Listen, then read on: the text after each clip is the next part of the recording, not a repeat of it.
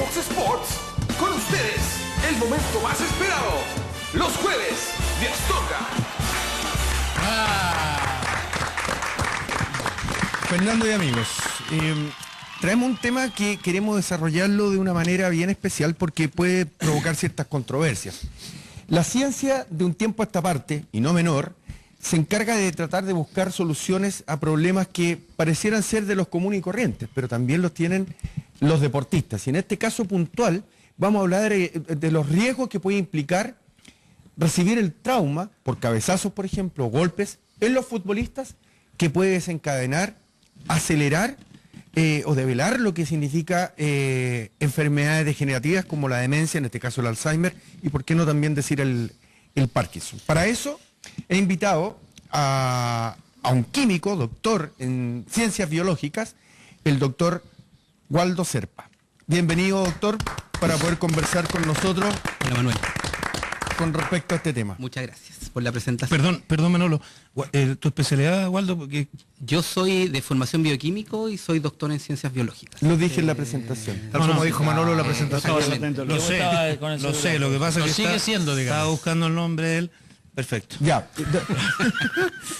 Doctor, nace esta investigación en la cual usted está a cargo, pero en Estados Unidos, y colega suyo, hace bastante tiempo, esto empezó a preocupar, a raíz de lo que significaba tener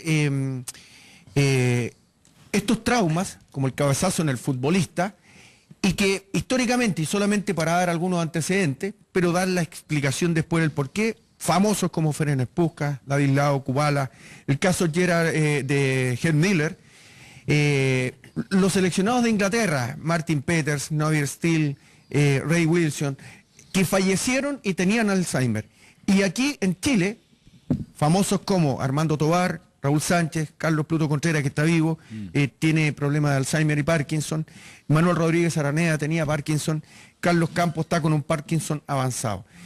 Claramente las estadísticas en el mundo sobre el Parkinson son bastante altas y así lo indican, pero pareciera ser que los traumas podrían acelerar la aparición de los signos. Los golpes en la cabeza. Los golpes en la cabeza, claro, los traumas. Sí, ojo, hagamos la diferencia al tiro. Yo creo que el foco de nuestra investigación en realidad no está solamente en el golpe, en el codazo, en el choque, que en realidad es algo que no ocurre de manera tan frecuente en un partido de fútbol, sino que en realidad nosotros estamos pensando, y por qué nos interesaron especialmente los futbolistas, porque en realidad hay un constante golpe con la cabeza a la pelota. O sea, estamos hablando de que aquí no es que uno le pega 5 veces a la pelota en la vida, sino que en realidad hay un constante y una acumulación de los golpes que se van durante el tiempo, y por supuesto, y eso es por qué es tan importante para nosotros estudiar a los, en este caso, exfutbolistas profesionales, porque estamos hablando de personas no que van a jugar el fin de semana y le pegan 3 o 4 veces a la pelota, sino que estamos personas que entrenan, están constantemente sometidos a este tipo de golpe,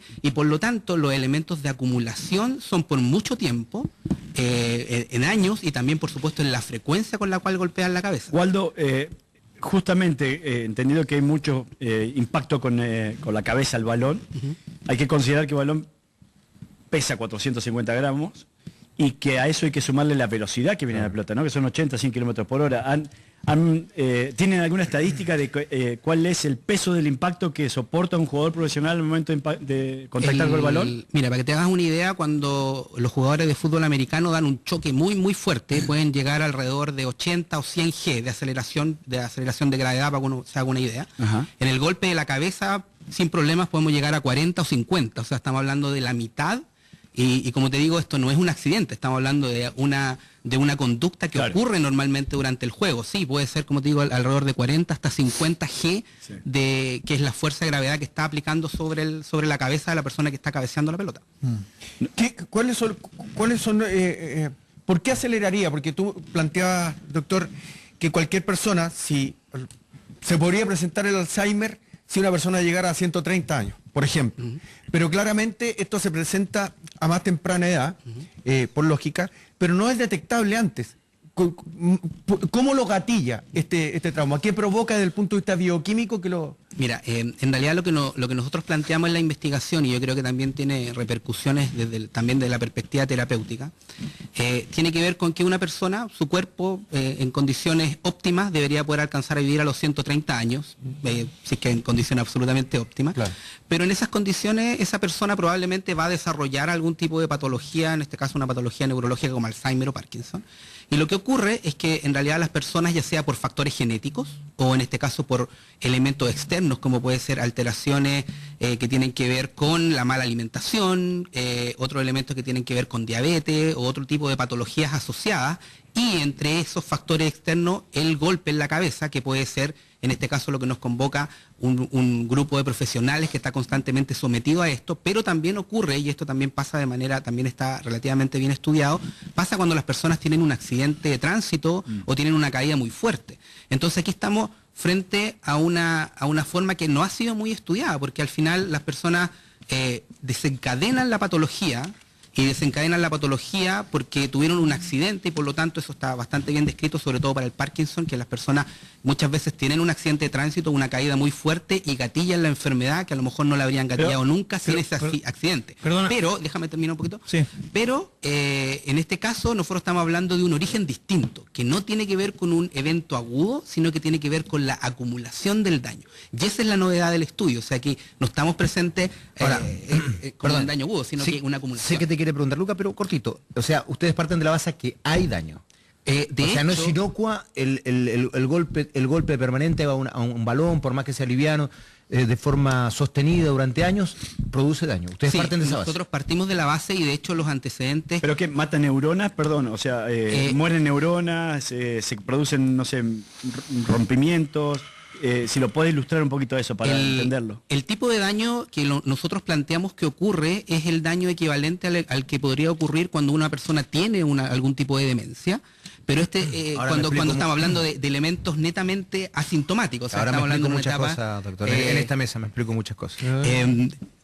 Yo no pensaba. Entonces, en realidad lo que nosotros planteamos desde la perspectiva de cómo esto está ocurriendo, y son los mecanismos que nosotros pensamos que están desencadenando esto, tienen que ver con cosas como el estrés oxidativo, como la neuroinflamación, que son mecanismos que uno puede encontrar en una serie de patologías neurológicas, en Parkinson, Alzheimer, en esclerosis lateral amiotrófica. Entonces, ¿de qué estamos hablando? Estamos hablando de que estos marcadores presentes, de alguna manera, digamos, claro, en una patología cuando ya está desencadenada, también los podemos encontrar, por supuesto, a un nivel mucho más bajo, en personas, en este caso, que pueden sufrir un accidente por un trauma, o de acuerdo a lo que nosotros estamos planteando, y que ya hay algunos antecedentes, por ejemplo, en jugadores de la NFL. Claro, por eso te iba a preguntar yo. Bennett Omalu, el doctor nigeriano, fue el primero que sacó este tema en Estados Unidos. Ahí estoy bien. Entonces, porque efectivamente se dio cuenta que un par de jugadores del fútbol americano terminaron con demencia, algunos se suicidaron también por esquizofrenia, por un montón de cosas.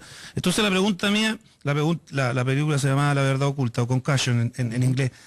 ¿Ustedes se basaron en algo en estos estudios o no? O sea, sí, claramente. O sea, los antecedentes están desde la perspectiva del fútbol americano, y si nos remontamos a mucho más tiempo atrás, en la demencia pugilística. O sea, los antecedentes del boxeo. Y como te digo, aquí la mayor diferencia del estudio que estamos planteando nosotros es que no necesitas un nivel de golpe tan fuerte como el que encuentras en estas disciplinas, sino que esa es la continuidad. Exactamente. Además es más fuerte, como decían sí, más o menos. Sí, entonces, y ahora, eso está comprobado, lo que decía Luca en eso, que el 28%, porque bueno, ahí se metió la asociación de futbolistas, el 28% está comprobado que llegaba a la demencia e inclusive al suicidio. Eso está comprobado, pero no frenaron el deporte. No frenaron el negocio. A partir del de 28% se terminaba tiene problemas mentales. ¿Pero en qué deporte, perdón? ¿En fútbol americano? Esta película está en... Es muy buena esa película. Ahora ahí es más evidente. Está actualmente en Netflix. El choque es mucho más duro. Pero a partir de eso, uno debiera pensar, Waldo, que en los estudios que han hecho ustedes, no sé si son muchos, ¿cuántos años llevan con esos estudios? Por ejemplo, aquí hay 2 arqueros, los arqueros no tendrían que tener ese problema. ¿Los estudios revelan eso? Te cuento que en torno a los elementos que tienen que ver con lo que ya está descrito, hay una descripción general. Aquí no hay un elemento, posición. no hay una no es que el centro delantero o el líbero cabecee. Pero ojo que eso es lo que queremos hacer nosotros. O sea, nosotros estamos planteando de poder reclutar a exfutbolistas profesionales, y la idea es que nosotros podamos hacer una caracterización que nos permita, entre otras cosas, poder a lo mejor diferenciar entre las posiciones. Desde luego eso va a depender de la disponibilidad de el CIFUP está personas. colaborando con ustedes, sí, ¿no? Nosotros a través, eso es importante decirlo, a través de el equipo nuestro, una de las personas que participa, el doctor Max Rovegno, que es un internista, que es justamente el que recibe en el Hospital Clínico de la Católica a las personas que llegan con trauma. Y cuando planteamos este proyecto, Max fue el encargado de contactar al CIFUP, y la idea es que ellos se comprometieron, y en realidad estamos ahora en la etapa en que estamos esperando que lleguen los fondos para poder empezar a reclutar tanto a los pacientes, porque este proyecto también tiene una pata con pacientes que sufren estos traumas agudos, y por supuesto la otra parte de la investigación que tiene que ver con los futbolistas. Y si lo de Fernando, que tú le acabas de aclarar que efectivamente desde el estudio es grave, ¿hacia dónde crees tú que va a apuntar esto? ¿A que se trabaje de una edad más alta el inicio del cabezazo, por decir algo? ¿A que no se cabecee nunca más? ¿Hacia dónde va esto?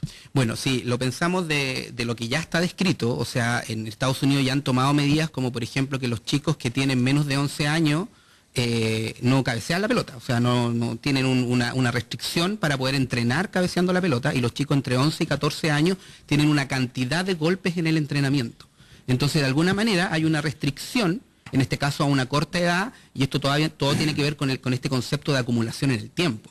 Entonces ahí hay una medida clara, en este caso tomada por las agencias deportivas de Estados Unidos, en los cuales se restringe la cantidad de golpes que se dan en el caso de los niños. Y esa es una medida que parece bastante razonable. La evidencia es para todos, ¿no? Perdón, no va a cerrar la idea, porque si no después puede generar ventajas sobre los que sí empezaron antes a trabajar. Está bien, en eso, acá ¿no? se está cuidando la salud, y me parece una medida acertada. Digo yo, ¿cuál es el porcentaje de la población común? Porque digo, el porcentaje de futbolistas no podría entrar en el porcentaje, a ver si me explico, de la población común, y en definitiva estamos apuntando al fútbol como... ¿Me explico? Entendí. Sí. Mira, lo que pasa es que aquí también hay que mirarlo de otra perspectiva. Para nosotros es especialmente relevante el grupo de los futbolistas, no solamente por el impacto en los futbolistas, sino porque estamos en presencia de una actividad que acumula daño. Entonces, para nosotros, la información que vamos a obtener de los futbolistas se va a poder aplicar a toda la población, pero no solamente a los futbolistas porque son los que acumulan daño, sino que nosotros los que pensamos, y esa es parte de la hipótesis que estamos trabajando, es que nosotros deberíamos ser capaces de generar, por ejemplo, marcadores de este daño que puedan ser súper precoces, y que los vamos a identificar en los futbolistas. Entonces, para nosotros, de alguna manera, los futbolistas van a ser un grupo extremadamente importante, porque nos va a entregar información que se va a poder aplicar a toda la población. Entonces, de nuevo, aquí el estudio no es solamente para mejorar y tomar medidas en los futbolistas, sino que también para todos, que podamos sacar la información. Porque además hay mucha más gente en la población que juega fútbol. Sí, además, no solo los profesionales. Pelotazo. Lo que te quería agradecer primero, Waldo, es que yo tengo un hijo de 2 años y medio que va a escuelas de fútbol y lo hacen cabecear. Así que el sábado le voy a decir al profesor que se dejen de joder. Eso es lo primero.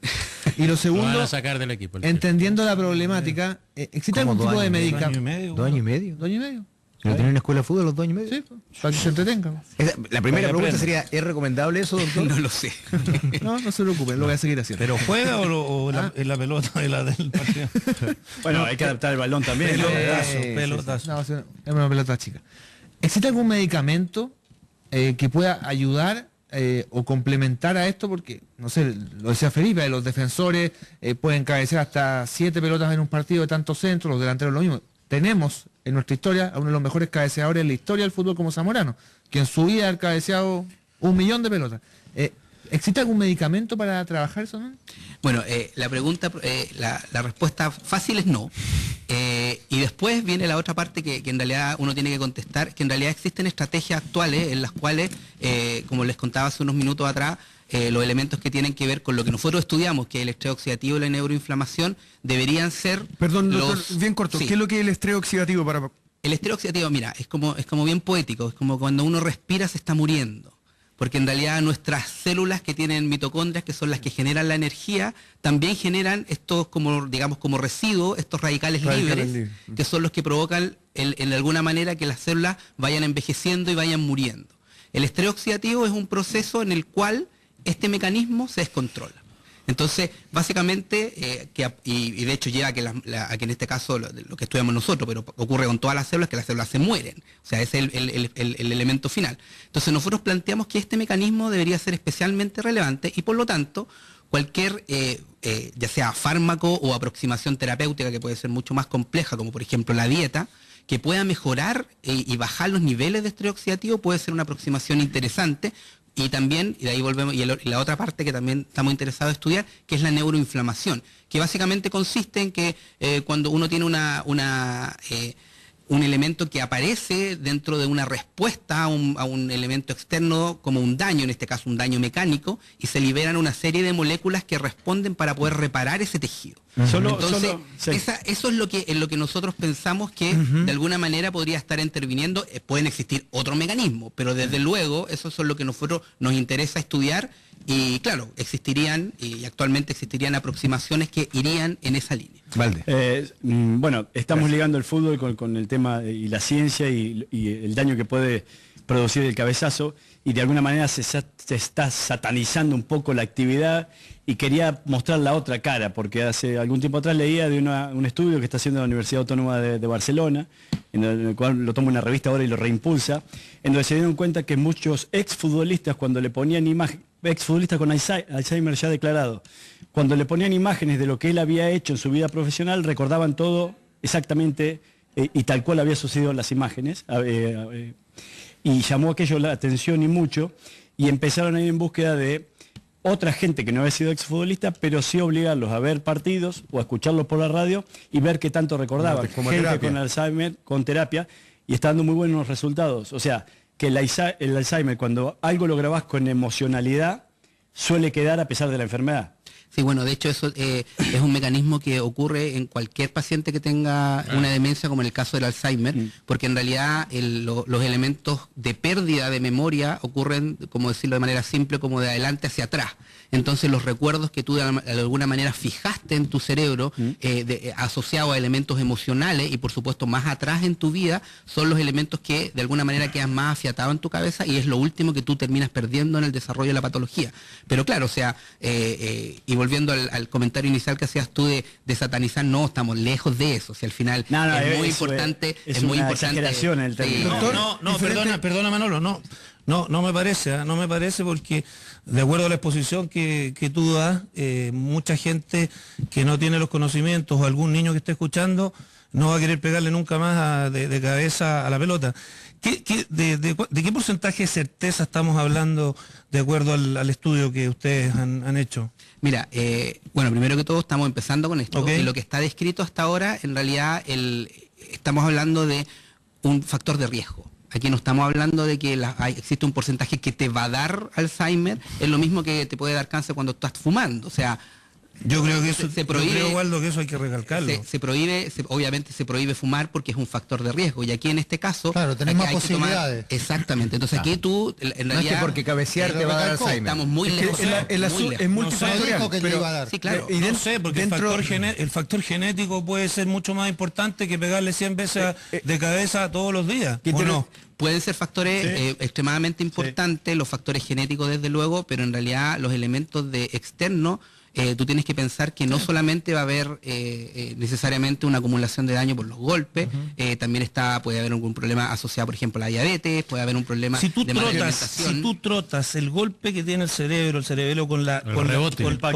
Te iba a preguntar. Es muy poco. Es muy poco. Voy a empezar a muchísimo. Me gustaría hacer una pregunta saliéndonos un poquito del fútbol, porque hay mucha gente que hace otro tipo de deportes. ¿Cuál es el deporte que te ocasiona mayores lesiones neurológicas? ¿Sigue siendo el boxeo? Entiendo que sí. Sí, de todas maneras. Porque más que, por ejemplo, porque la gente dice, no, pero mira, la UFC es una carnicería. Hoy, a mí me gustan los dos, me gusta más el boxeo incluso, aunque la UFC la disfruto mucho. Y tiene que ver con el tamaño del guante.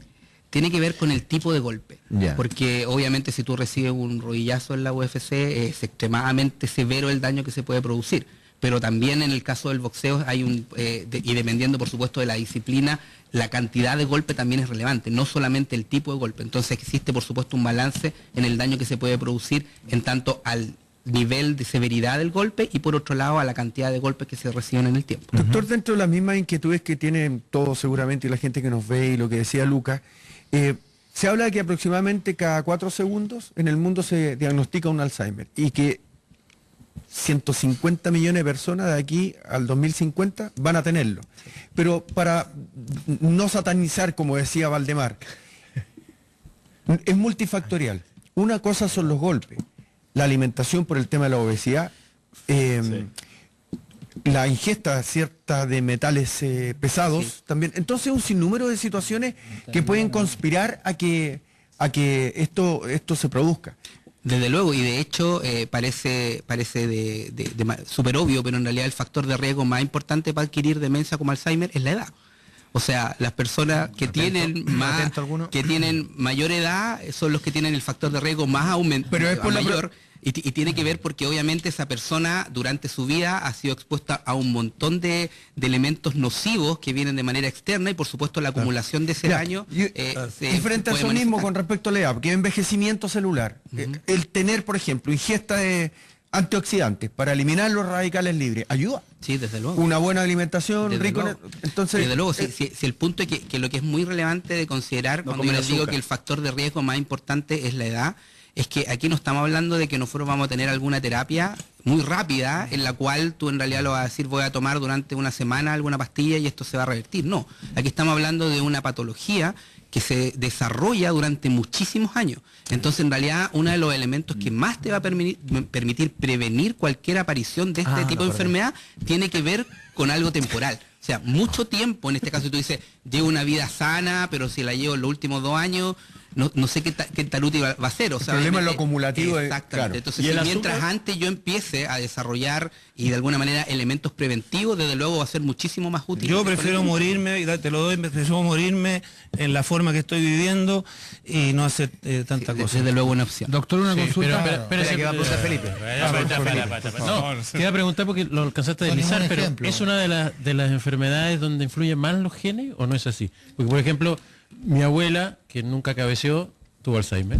Mi papá tiene Alzheimer. ¿Es genéticamente muy fuerte la situación o no necesariamente? Mira, desde la perspectiva del desarrollo más genético como tal, en realidad existe un porcentaje muy bajo que es genético, es digamos 100% genético, y estas personas desarrollan Alzheimer cuando tienen 25 o 30 años. Claro. Estamos hablando ya empiezan ahí. Exactamente, estamos hablando de personas, pero ese es un grupo muy acotado, estamos hablando menor al 5%. Pero desde luego existen factores genéticos que pueden predisponer. ¿Pero más que otras enfermedades o está más o menos? Es de las mayores. Probable que tuyo pero es similar. Pero en realidad es un factor de ¿Cuáles riesgo son más. las señales más evidentes como para saber la que tú acabas de decir, me acabo de acordar. Frente pronunciada. Yo creo que una de las señales más importantes que se da de manera característica es el uso de audífonos. Yo creo que eso marca la aparición de la patología. ¿La qué? El uso de audífonos. Sí, también. Muy importante. Recién, doctor, hablaba del tema de la oxidación y yo que tengo algo de buena memoria, cuando me dicen antioxidantes, lo primero que me acuerdo es la cerveza, no sé por qué. ¿Qué alimentación o qué alimentos ayudan a que no haya una oxidación de las células como plantea usted? Mira, es bien importante que en general lo que se considera una alimentación sana, por decirlo de manera más general, contiene sobre todo verdura. En el caso de la cerveza tú estás en lo correcto porque la cebada, que básicamente está contenida, contiene antioxidantes. Pero existe una serie de... oye, el vino igual, o sea... el whisky, el vodka no. Bastante menos. ¿El azúcar y los carbohidratos? Muy poco, de hecho son bastante malos. Sí, son dañinos, ¿no? Sí. Todo lo que tenga que ver con aumentar los niveles de azúcar, sobre todo de azúcar de fructosa, por ejemplo, son bastante dañinos.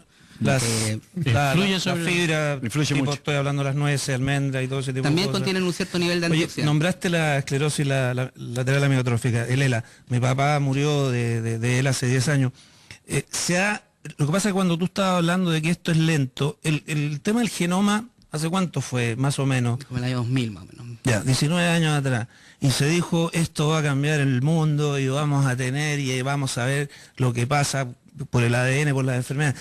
Entonces, la verdad, yo creo que pocos vamos a estar acá y no se trata de ser egoístas, pero esto es es tan lento, o sea, y no hay otra forma porque hay que abrir una cabeza. Aquí yo creo que habría un par que deberíamos. No, pero yo creo que lo que es súper relevante cuando uno conversa desde la perspectiva en que vamos a sanar las enfermedades, yo creo que somos súper ambiciosos. Yo creo que hay que mirarlo desde otra perspectiva. Yo creo que lo que nosotros tenemos que hacer es retrasar la aparición de las patologías. Y esa yo creo que es la estrategia que todos deberíamos de alguna manera asumir como algo relevante, y esos elementos que te van a permitir retrasar la aparición de la patología están, entre otras cosas, en mejorar la alimentación. Cortito, a propósito de eso, ha habido algunos productos que han salido al mercado, uno de ellos particularmente que se ha hecho muy popular en Chile, que proviene de un laboratorio alemán, que son polvos de nutrición celular. ¿Esos son realmente tan efectivos? No te puedo contestar si no sé de qué se producto. trata. Pero en términos conceptuales, si hay... ¿Device? No sé cuál es la marca, en realidad. No, ese es un polvo rojo que... Sí, pero son sobres que son de nutrición celular, básicamente, que apuntan, es un licuado y que apuntan a nutrirte celularmente. Y por la noche otro sobre que te devuelve los minerales que has gastado durante el día. Polvo en la mañana es polvo. Exacto. Oxigenación de celular. A eso se refiere. Los únicos polvos más frecuentes que estoy teniendo y viendo en este momento. No, en serio digo, porque son muy buenos en términos de nutrición celular. ¿Eso conceptualmente sería correcto? Después tendrías que tú estudiar la marca, si está efectivo y todo. Desde luego, todas estas marcas en realidad tratan de vender de alguna manera los elementos que parezcan súper razonables, pero en realidad hay muchas de estas cosas que no hacen absolutamente nada. O sea, yo creo que hay que tener un cuidado súper marcado en este tipo de cosas, porque tú te vas a encontrar con de todo en el mercado, desde cosas que incluso hasta te pueden hacer mal. Porque tú, por ejemplo, lo que decía Valdemar hace unos segundos, el tema del azúcar. O sea, a lo mejor estas cosas pueden ser súper ricas y tener un montón de cosas que te dicen que son buenas y tienen un montón de azúcar que al final te va a terminar siendo perjudicial. Entonces, en realidad, esto hay que mirarlo con mucho cuidado, y de hecho cuando uno lo trata de explicar de la manera más simple y para asegurarse la respuesta apropiada, en realidad fruta y verdura. O sea, no estamos hablando de cosas más complejas que esas. Pero enano, me va a retar Coco, pero enano, el título, ¿no hay que cabecear más? Yo soy periodista, ¿cuál es el título de esta nota? El título es que hay que tener cuidado con los cabezazos. Doctor, quiero agradecerle que haya venido con nosotros a tocar un tema que es bastante complejo muchas veces entenderlo, pero a la larga, dentro de todas las conclusiones, porque pasan muchos profesionales por acá, es la alimentación, el autocuidado, la regulación, y ojalá que la investigación pueda permitir prevenir esto y no solo sobrellevarlo, antes de ponerse un poco. Muchas gracias por estar con nosotros. Gracias a ustedes. Bueno, una pausa, volvemos para el último bloque aquí en Fox por Radio. Gracias, Doc. Hagamos 3 al